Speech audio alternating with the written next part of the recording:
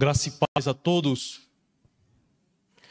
É uma maravilha que o Senhor nos deu estarmos aqui para cultuar ao seu nome, louvá-lo e agora atinarmos os nossos ouvidos, atentarmos para a sua palavra que será pregada. Toda a lei de Deus, ou seja, tudo aquilo que Deus requer do homem, se resume em uma só palavra: amor. Amor a Deus, sobretudo, sobre todas as coisas, com toda a força, com todo entendimento, e amor ao próximo como a nós mesmos. Todos estes aspectos, amar a Deus dessa maneira, amar ao próximo dessa natureza, é algo impossível para nós, na condição que nos encontramos. Afinal de contas, estamos separados de Deus, por causa do nosso pecado. Como amá-lo sobre todas as coisas? Estamos também separados do próximo, muitas vezes. Como amá-lo? Precisamos de um Salvador que nos regenere, que nos dê uma nova vida, que restabeleça o nosso relacionamento com Deus e com o nosso semelhante. Precisamos da transformação que Cristo possui, ou melhor, que Cristo nos dá, a fim de sermos capazes de amar a Deus e amar devidamente ao próximo. Uma vez que temos tal capacidade, uma vez que estamos em Cristo, devemos desenvolver esses valores, o amor a Deus e o amor ao próximo. Pensando aqui no amor ao próximo, quando penso, eu particularmente nessa questão, me surge uma indagação, uma pergunta sincera, uma pergunta honesta. É possível que eu tenha a certeza de que eu estou realmente amando ao próximo? Eu consigo ter garantias de que o meu semelhante está sendo devidamente amado por mim? E essa pergunta eu volto agora para vocês. É possível termos a certeza de que temos realmente amado ao nosso próximo? Se é possível essa certeza, me diga como. Como nós podemos ter a convicção de que o nosso próximo tem sido devidamente amado?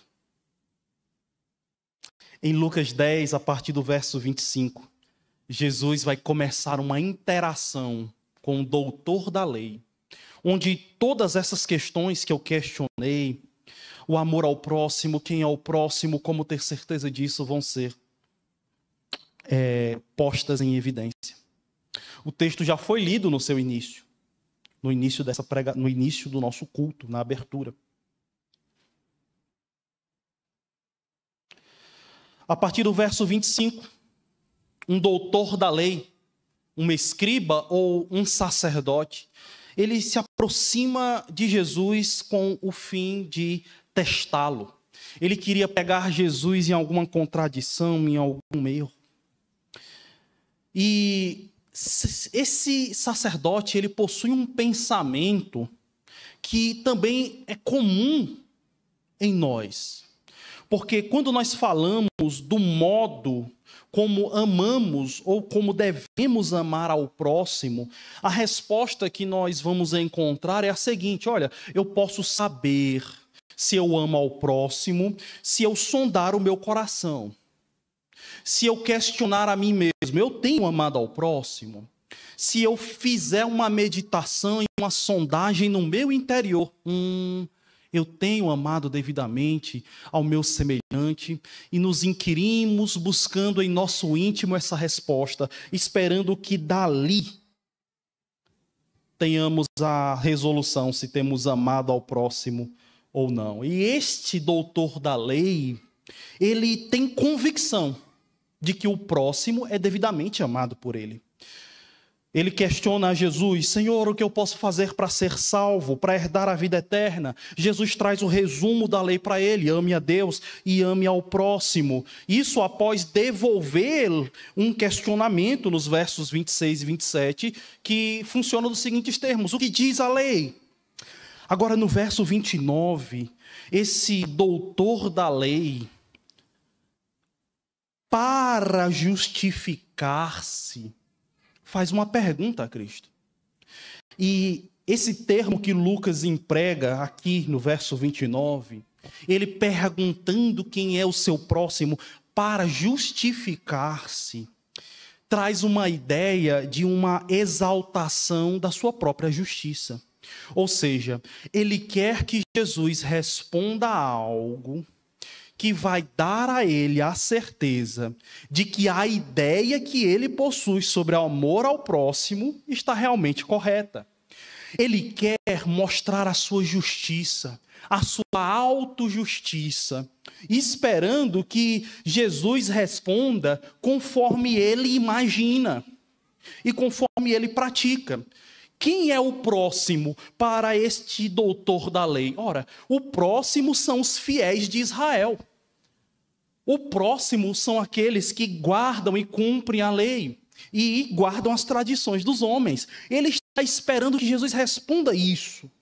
Ele está na expectativa de que Jesus responda conforme ele pensa, para alimentar o seu senso de que tem sido justo. Agora, quando esse doutor da lei pergunta, Jesus, quem é o meu próximo? A sua pergunta não é tanto para saber a quem vai se estender o amor. Jesus, quem é o meu próximo para que eu possa amar? Não é essa a questão. Quando ele questiona, Senhor, quem é o meu próximo? A sua preocupação é definir os limites do amor. Em outras palavras, que tipos de pessoas estão desobrigadas a receber de mim o amor? Quem é o meu próximo para que eu possa amar só eles? E quem é o meu próximo para que todos aqueles que não cumpram com esses requisitos não recebam o amor que eu tenho a dar? A sua proposta é de exclusão, ele está preocupado com isso. Quem é o público que ele pode excluir para não amar? O problema de buscarmos a resposta sobre se amamos ao próximo ou não, olhando para nós mesmos, é justamente esse. Nós podemos facilmente nos enganar. Esse doutor da lei tinha uma noção limitada de amor ao próximo. Ele acreditava que apenas um grupo precisava ser amado, e a sua preocupação é que Jesus defina quem são as pessoas que ele não precisa amar. Ele quer que Jesus concorde com a sua noção limitada. E nós somos muitas vezes assim. Quando a gente se pergunta, Senhor, eu tenho amado ao próximo? Isso muitas vezes surge em meio a um estilo de vida em que silenciosamente selecionamos algumas pessoas para não amarmos.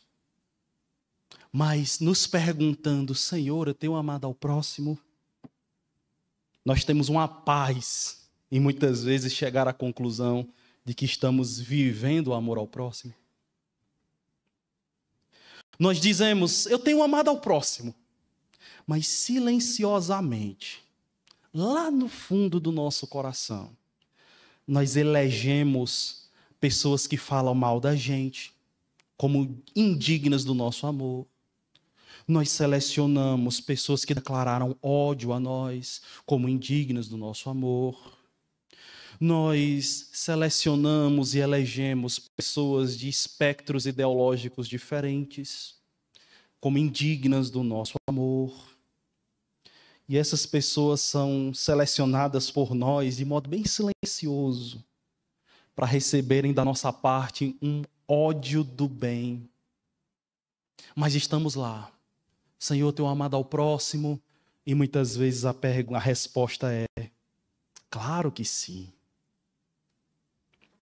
Como esse doutor da lei, ele acreditava que amava ao próximo. Mas para ele, o próximo era apenas os fiéis de Israel. Israel vivia uma miscigenação muito grande. Havia gentios, haviam judeus de cultura grega, havia samaritanos ali ao redor, existiam facções dentro de Israel, e esses grupos religiosos rejeitavam essas pessoas. Elas selecionaram essas pessoas para não amar. E mesmo assim elas acreditavam: tenho amado ao próximo. Ao sondarmos a nós mesmos, muitas vezes nós permanecemos convictos de que temos amado aos nossos semelhantes, apesar de, no silêncio da nossa alma, algumas pessoas terem sido elencadas ou eleitas como indignas do nosso amor, assim como esse doutor da lei. Às vezes a nossa preocupação, ela surge de um modo bem discreto, mas ela é verdadeira. A gente está preocupado com a seguinte questão: a quem eu posso não amar e ainda ser considerado cristão? A quem eu posso não amar sem que isso retire a minha identidade de cristão? Essa é a questão silenciosa que muitas vezes se traduz em nossa vida através da apatia que nós dispensamos a algumas pessoas. Mas ainda assim, tenho amado ao próximo? Tenho. Como aquele doutor da lei. Certo de que estava amando, mas preocupado com que Jesus trouxesse uma resposta sobre grupos que ele deveria não amar. Será mesmo que podemos definir se amamos ao próximo olhando para nós mesmos, sondando o nosso próprio coração? Eu acho que não, porque o nosso coração é muito corrupto e nos engana, nos ilude com a ideia de que temos amado, enquanto na realidade pessoas, grupos são rejeitados e odiados por nós silenciosamente aqui dentro. Como muitas vezes nós pensamos como esse doutor da lei, Jesus vai combater a ideia dele e a nossa ideia contando uma parábola.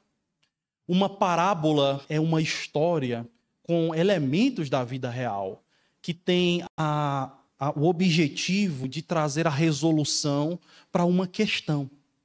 E nessa história que Jesus vai contar, a partir do verso 30, Jesus vai quebrar ainda mais essa noção limitada de quem é o nosso próximo, contando uma parábola onde o herói, como nós sabemos, é alguém bem improvável, mostrando que o próximo, na verdade, são todas as pessoas, independente do seu credo, nacionalidade ou posição social. Ou seja, todos os grupos. Sejam pessoas que estão distantes de nós, de modo intelectualmente falando, de modo politicamente falando, de modo afetivamente falando, mesmo estes são considerados o nosso próximo, conforme essa parábola que Jesus irá contar, quebrando a noção do fariseu de que o próximo são algumas pessoas e que ele teria a licença de odiar outras. No verso 30, Jesus começa descrevendo que certo homem vinha descendo de Jerusalém para Jericó. E essa descida de Jerusalém para Jericó era geograficamente verdadeira, porque Jerusalém ficava mais alto que a cidade de Jericó. Logo, quem ia de Jerusalém para Jericó, literalmente pegava uma descida. E era uma rota muito perigosa. Flávio Joséfo, um historiador judeu, descreve essa rota de Jerusalém para Jericó, apesar da Pax Romana, como uma rota de perigos. E este homem, veja, não diz se ele é judeu, não diz se ele é gentil, não diz se ele é samaritano também. A ideia é que é um homem qualquer, um homem comum. É um homem simples. Podemos deduzir que é judeu, vindo de Jerusalém. Mas Jesus não se preocupa em trazer status para ele. A ideia é um homem comum. E este homem comum, vindo de Jerusalém, conforme Jesus descreve, cai na mão de assaltantes que o espancam, cometem violência e o deixam ali quase morto. Guarde essa informação. Ele está quase morto. Ele não morreu. E de repente, no verso 31 e 32, imagine Jesus falando isso para aquele doutor da lei, aquele homem que era um homem do templo. Jesus descreve que veio um sacerdote e um levita, respectivamente.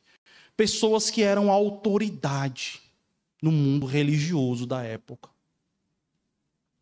O sacerdote e o levita eram pessoas de um prestígio social muito grande, porque eles não eram sacerdotes e levitas porque prestaram um concurso. Eles eram por linhagem familiar. E isso trazia a eles um status de nobreza numa sociedade em que a religião era o centro, muito grande. Eles eram tanto o clero como parte da nobreza, se formos colocar assim. Eram pessoas muito respeitadas. Eram pessoas que não poderiam se misturar com qualquer um. Mas esses dois homens, que talvez quando o doutor da lei ouviu, esses aí vão ajudar, porque, pelo amor de Deus, né, sacerdote, um levita. Estes homens, Lucas descreve respectivamente, no verso 31 e verso 32, conforme descreve Jesus, que todos eles, ambos, viram o homem, mas passaram longe. Viram e se afastaram. Talvez perceberam que ele tinha vida, mas ainda assim decidiram se apartar. Muitas pessoas dizem o seguinte: não, ele é um sacerdote, um levita, e tinham regras para que essas pessoas não se aproximassem de cadáveres, porque senão eles ficariam impuros cerimonialmente falando. Mas isso não pode ser verdade. Não está aqui uma preocupação com o serviço no templo. Porque vocês percebem que eles também, verso 31 e verso 32, eles desciam. Eles estavam saindo de Jerusalém. Ou seja, eles estavam saindo do templo, acabou o serviço religioso.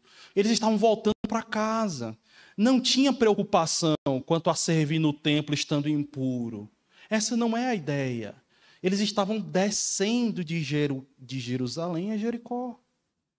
Então, por que eles não foram misericordiosos com aquele homem? Lembra que eu falei que o sacerdote e o levita eram pessoas de muito prestígio social? Eles eram de uma classe templária, pessoas do templo, que não estavam apenas preocupados com pureza ou impureza no que diz respeito a coisas, mas essa classe religiosa da época de Jesus também estava preocupada com pessoas que eram consideradas puras e impuras. Como eles eram de uma fina estirpe, eles consideravam pessoas em uma condição precária, em uma condição muito distinta da deles, como pessoas impuras, as quais eles não tinham nenhum dever de se misturarem. Talvez outros religiosos, ao verem o sacerdote e o levita passando de largo daquele moribundo, talvez até batessem palmas para eles. É isso mesmo. Afinal de contas, um levita de linhagem, um sacerdote de linhagem, não pode se sujeitar a se misturar com alguém que está ali moribundo. É isso mesmo. Eles decidiram prezar mais pelo seu próprio status do que exercer misericórdia. Eles julgaram que o status que possuíam não os permitia qualquer contato com aquele homem que estava em condições inferiores e precárias. Mas sabe o que é mais assustador? É que com certeza o sacerdote e o levita tinham certeza de que amavam ao Senhor sobre todas as coisas e amavam ao próximo. Qualquer semelhança conosco não é mera coincidência. Tem pessoas em nossas vidas que também nós decidimos não se misturar. São pessoas que nós decidimos que são impuras. Possuem um status, uma condição que não lhes dá a graça de nos aproximarmos ou de exercermos qualquer papel de amor para com elas. São julgadas muitas vezes como impuras devido a algumas diferenças de pensamento, de atitudes, ou porque houve algum conflito, alguma dificuldade. Muitas pessoas têm problemas familiares, e esses problemas familiares muitas vezes vêm da infância até a fase adulta, e eles olham para alguns familiares e dizem: não é digno de mim essa pessoa.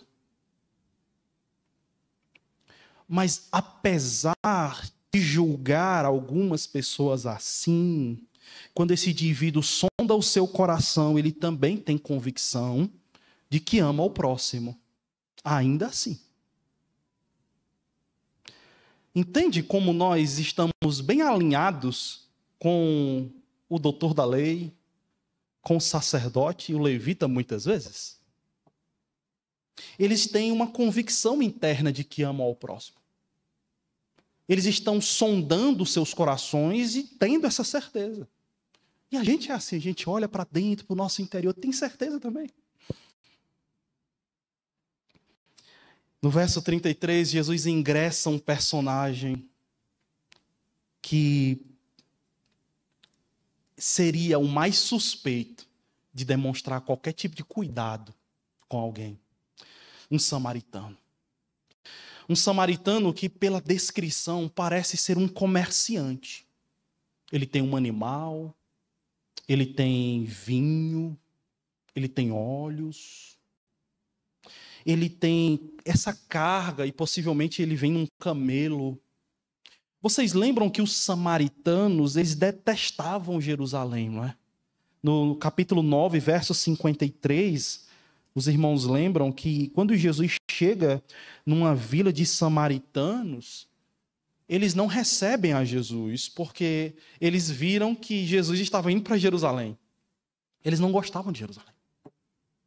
Então, a única coisa que pode ter movido esse samaritano a vir também descendo de Jerusalém é o fator comercial. E esse homem que é um rejeitado da sociedade, os samaritanos eram a classe mais odiada pelos judeus. Eram pessoas tidas como impuras, afinal, eles vieram de uma mistura entre judeus e gentios, pessoas que não eram judias. Estes samaritanos, eles possuem uma rixa social e religiosa muito forte com os judeus. Enquanto os judeus diziam que Jerusalém e lá no Monte Gerizim era o lugar do culto, os samaritanos diziam: não, o lugar de culto é no nosso monte, o monte é Baal. E eles tinham um conflito muito forte. Há relatos de que um judeu, quando estava de frente de um samaritano e o vento soprava, né? O vento então que passava pelo samaritano lá na frente e atingia o judeu se considerava impuro. Olha o nível do asco, o nível da consideração de um samaritano como um pária da sociedade. Mas é justamente este samaritano que tem compaixão, se aproximando e cuidando deste homem que era possivelmente um judeu. É o samaritano que atravessa essa barreira social e se aproxima de um distante. O texto declara: movido por compaixão. Diferente do levita e do sacerdote, que passaram de largo, ele se aproxima. E ele demonstra um amor superabundante. Por que superabundante? Porque ele não apenas socorre aquele homem. Verso 34. Ele usa dos seus utensílios para curar as suas feridas. E chegando-se, pensou-lhes os ferimentos, aplicando-lhes óleo e vinho. Ele usa sua ferramenta de trabalho, o animal, para transportar esse homem. E ele não compromete apenas os seus utensílios, ele compromete também suas finanças. Porque no verso 35 ele chega numa hospedaria. E ali ele dá 2 moedas para o dono da hospedaria cuidar daquele homem. 2 moedas, 2 denários. Literalmente eram 2 dias de trabalho que aquele homem depositou ali para que o homem ferido fosse tratado. E ainda mais ele disse: se alguma coisa a mais gastar com ele, deixe que eu pago. Esse homem poderia ser extorquido, né? O dono da hospedaria poderia inflar valores, mas ele não se preocupou com isso. Ele demonstrou um amor abundante por alguém que era socialmente apartado dele. Alguém que era religiosamente distinto. Alguém que era ideologicamente diferente. Esse samaritano foi o exemplo de alguém que amou ao próximo. Olha, o que Jesus está querendo dizer é que se um detestável samaritano foi o exemplo de amor ao próximo, capaz de atravessar barreiras sociais, religiosas e econômicas para demonstrar compaixão, cumprindo assim a lei, é porque o próximo não está limitado a um grupo. O próximo que deve ser amado são todos aqueles que estão ao nosso alcance.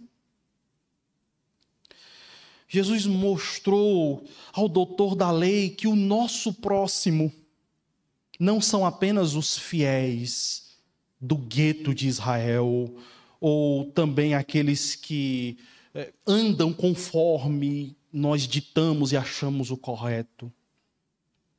Mas o próximo também são aqueles que estão distantes. E aqui entra o paradoxo. Os distantes também são próximos.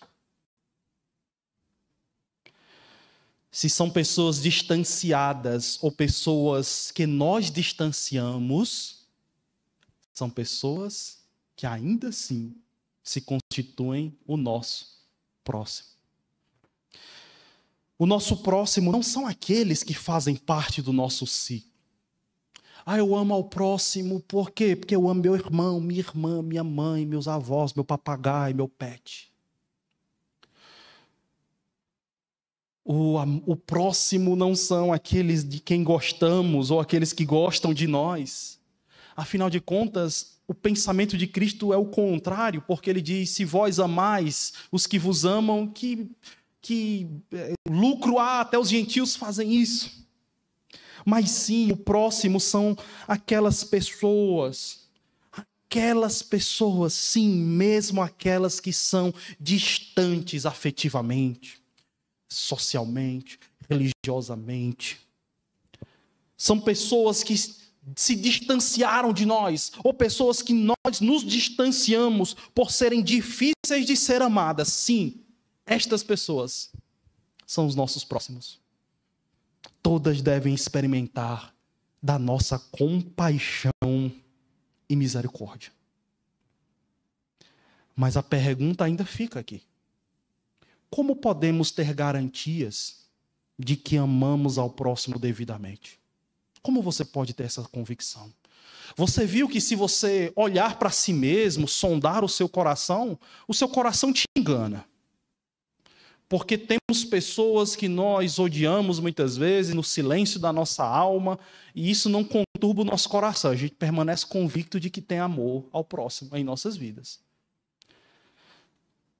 Se sondar o meu próprio coração não é a resposta, qual é então? Como eu posso ter certeza de que eu tenho amado o meu próximo cumprindo a palavra do Senhor, cumprindo a sua verdade? Jesus vai apresentar, meus irmãos, bem no finalzinho da parábola, uma mudança na forma de considerar a questão. Venham comigo, por favor, o verso 36 e 37, Jesus diz: qual destes três te parece ter sido... Perdão. Qual destes três te parece ter sido o próximo do homem que caiu nas mãos dos salteadores? Respondeu-lhe o intérprete da lei: o que usou de misericórdia para com ele. Então lhe disse: vai e procede tu de igual modo. Vocês notaram alguma diferença aqui? Na forma como Jesus se dirige ao intérprete da lei? Qual foi a pergunta do intérprete da lei? Qual foi a pergunta lá no verso 29? Quem é o meu próximo? Lembram? Quem é o meu próximo? Ou seja, quem são aqueles que eu tenho que amar e aqueles que eu não tenho que amar?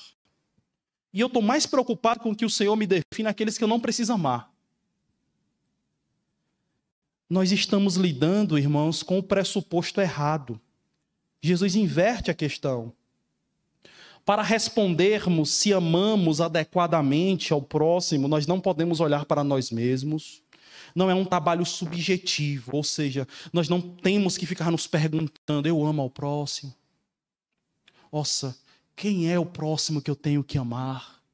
Não é um trabalho subjetivo, em que nós estamos meditando e olhando para o nosso interior e preocupando: quem é o meu próximo? Eu tenho amado assim? Não é um trabalho subjetivo. Para onde olhar, portanto?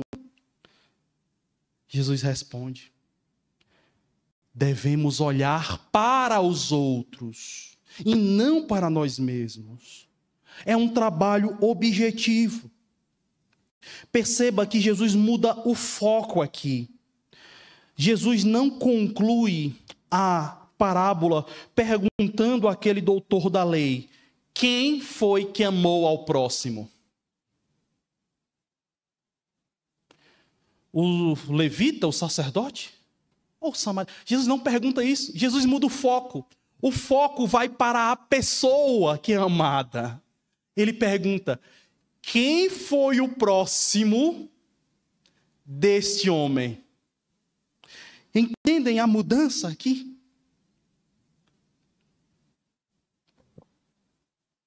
O foco foi no homem ferido.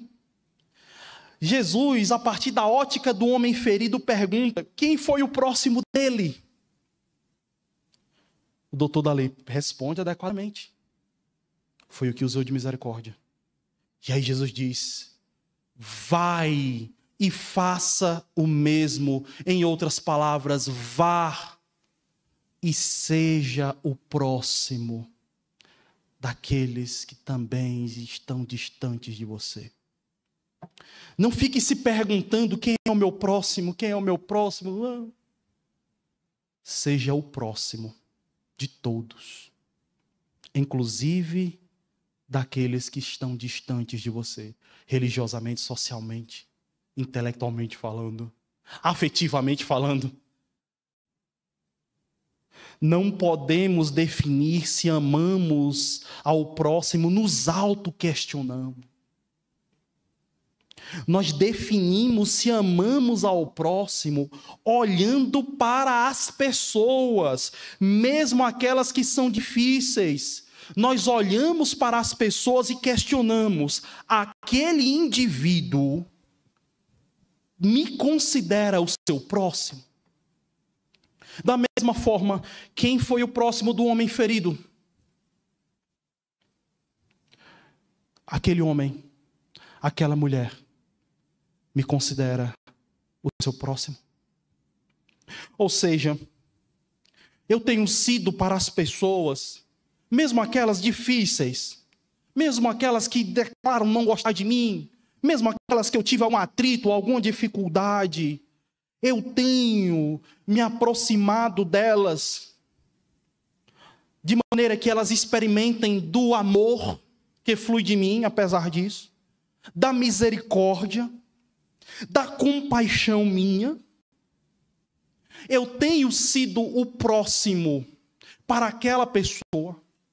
Ela me considera o seu próximo. Ela tem experimentado da minha pessoa enquanto alguém que se aproxima em amor, compaixão e misericórdia. Não é sobre se você ama o próximo. É sobre se você tem sido o próximo de alguém. Se as pessoas te consideram o próximo da vida delas.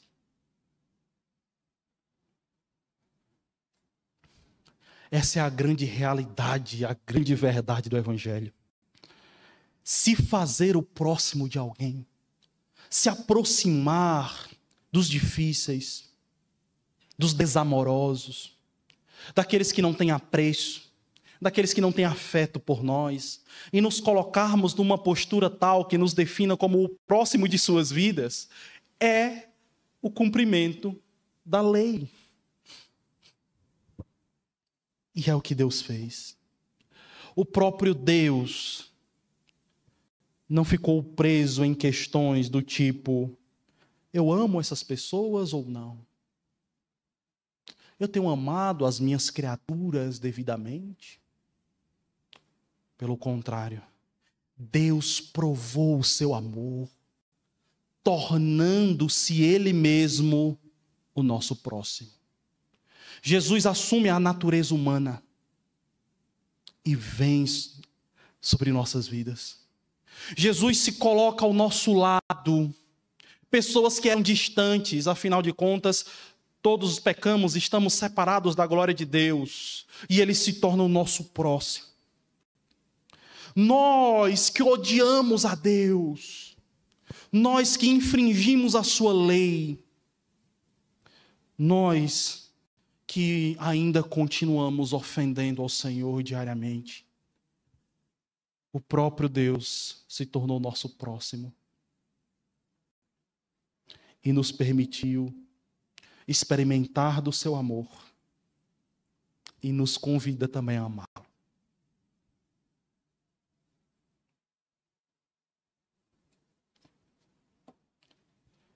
Precisamos ser o próximo das pessoas, mesmo aquelas que não gostem de nós, para que elas, ao nos considerar como o próximo de suas vidas, ponderem a possibilidade de passar a nos amar. Às vezes, quando Jesus conta a parábola do bom samaritano, a gente pensa no bom samaritano desacordado, né? Em coma. Imagine esse homem acordado sendo um judeu, sendo cuidado por um samaritano, e ele vendo tudo isso. Eu sou obrigado a amar esse samaritano, porque ele tem cuidado de mim. Ele se fez o meu próximo. Da mesma forma, quando você se torna o próximo de alguém difícil, você dá a oportunidade dela te amar. Deus em Cristo Jesus fez isso por nós. Tornou-se o nosso próximo, nos amando e nos permitindo amá-lo. Se nós o amamos, é porque Ele nos amou primeiro. A grande verdade do Evangelho. Sabe, você com essa verdade, a verdade de que você não pode se manter auto-enganado com a ideia de que você ama o próximo, mas tendo pessoas que estão recebendo de você o desafeto, o desamor, o ódio do bem. Sabendo que você não precisa e você não pode apenas estar preocupado com a ideia interior de se tem amado ao próximo, mas sim tornar-se o próximo de alguém. mesmo os mais distantes. Sendo detentor dessa verdade, você precisa ter algumas práticas em suas vidas. Você precisa tomar aquelas pessoas que te feriram, magoaram, pessoas que fizeram mal. Você precisa tomar aquelas pessoas que já declararam ódio por você. Você precisa tomar aquelas pessoas que você criou ranço. E você vai ter certeza se você ama o próximo ou não, se você se perguntar: essas pessoas me consideram o seu próximo? E a partir dessa resposta, se sua resposta for não, você precisa ter o compromisso de se aproximar de cada uma delas, como este samaritano, em compaixão, misericórdia e amor. Pastor, e se me rejeitarem, bem-aventurado você será. Mas o mais importante, você está cumprindo a palavra de Deus. Não se pergunte se você tem amado ao próximo. Haja, seja o próximo de alguém, mesmo os mais difíceis e complexos, mesmo os mais distantes. Torne-se o próximo de todos. Amém? Senhor, obrigado pela palavra do Senhor. Obrigado pela tua graça que nos alcançou, nos permitindo te amar e também amar ao próximo como a nós mesmos, Senhor. Mas, Pai, ainda somos falhos nesse último ponto. O quanto muitas vezes reside no nosso coração uma paz de que temos cumprido essa verdade, enquanto na verdade, Senhor, criamos uma lista negra em nossos corações de pessoas que não são amadas por nós, pessoas que achamos até mesmo justo serem rejeitadas. E essa não é a tua vontade. Aqueles que herdam a vida eterna não agem assim, Senhor. Pelo contrário, o Senhor nos deixa claro que o próximo são todos. Todos aqueles que estão ao nosso alcance. Sejam pessoas distantes afetivamente, pessoas que nós não gostamos, pessoas que não gostam de nós. São pessoas das quais precisamos nos tornar o próximo de suas vidas. São pessoas que precisam nos considerar como o próximo. Por favor, Senhor, que o Senhor venha quebrar em nós todo o orgulho, que o Senhor venha nos dar um espírito de obediência e que o Senhor nos ajude a viver esse evangelho que se resume no amor. O amor ao Senhor e o amor ao próximo. Não estando nós preocupados em apenas sondar o nosso coração, mas estando nós preocupados, acima de tudo, a sermos considerados como o próximo de algumas pessoas, mesmo as mais difíceis. Nos dê a graça, nos dê a capacidade, Senhor, pelo Teu Espírito. Perdoa os nossos pecados. Obrigado pela Tua palavra. Em nome de Jesus. Amém.